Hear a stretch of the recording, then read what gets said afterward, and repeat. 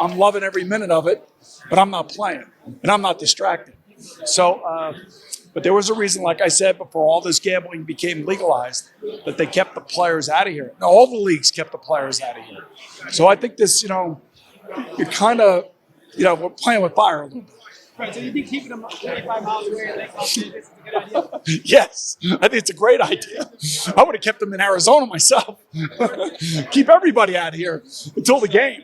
Get them in here on the morning of the game. That's what I would say. I think we were in your mind what the Bills need to do to get past the Chiefs in the AFC. Well, they got hurt at the end of the year like the Dolphins. Both teams' defenses were decimated with injuries. Josh Allen's great. Sean McDermott's a great coach. We all love Sean. That was a ballsy move by them to fire their offensive coordinator and then go on this 5-6 game winning streak. And Josh was playing out of his mind. So, look, they didn't lose the playoff game in Kansas City because of Josh Allen and the offense. That was the defensive problem at the end of the first half, the second half that gave them a chance to tie the game with 13 seconds to go. So they got to get healthy on defense. They need more defense. And I do think they need a legitimate young number one wide receiver or tight end to go along with the tight ends that they have, Kincaid and Knox. Because a three tight end situation in the NFL is a bitch to deal with from a defensive standpoint when you're deploying them all over the field, which Kincaid showed that he can do.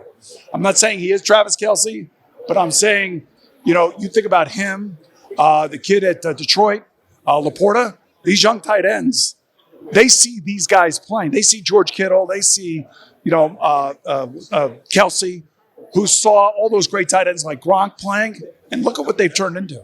So this young breed of tight end is a totally different animal than we've seen on the field for a very long time. Hey, Boomer, I know somebody's probably already asked, but nobody's asking. Yes.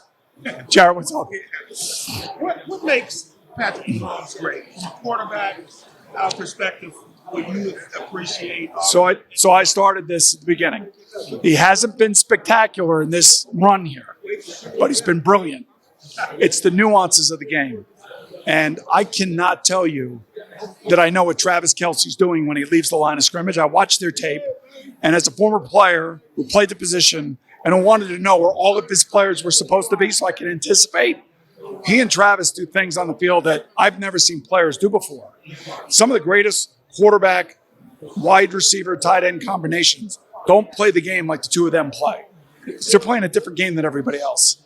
And even though he hasn't been spectacular, I think 1 or 2 sacks in the last 4 playoff games going back to last year's Super Bowl, no turnovers.